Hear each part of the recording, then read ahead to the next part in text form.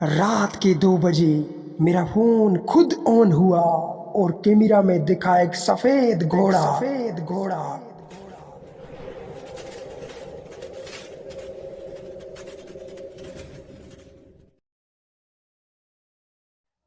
ایک بادشاہ تھا جس کے پاس ایک خوبصورت سفید گھوڑا تھا۔ اس بادشاہ نے اس گھوڑے کا نام زلفی رکھا تھا، پر ایک جنگ میں اس زلفی کو بادشاہ نے زندہ دفنا دیا تھا، کیونکہ گھوڑا تھک چکا تھا اور بادشاہ کا کہنا نہیں مان رہا تھا۔ بادشاہ کو غصہ آیا اور اس زلفی کو بے دردی سے دفنا دیا۔ کچھ دن بعد بادشاہ محل میں سو رہا تھا۔ رات کے 2 بج رہے تھے۔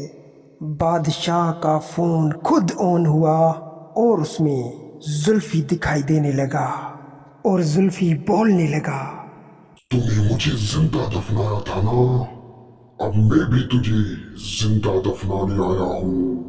بادشاہ سے چیخ نکل گئی، اس کے ہاتھ سے فون گر گیا۔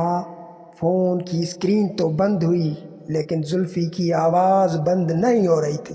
پھر بادشاہ کو اپنے بستر میں زلفی نظر آیا جس کی آنکھیں لال جل رہی تھی۔ زلفی نے بادشاہ سے کہا، اگر تو نے معافی نہیں مانگی تو کل رات 2 بجے پھر آؤں گا۔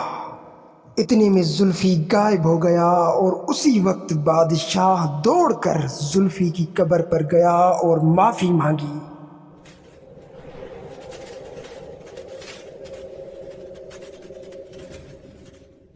اس کہانی کا سبق اللہ فرماتا ہے، جو شخص ایک جان کو ناحق مارے گویا اس نے ساری انسانیت کو مار ڈالا۔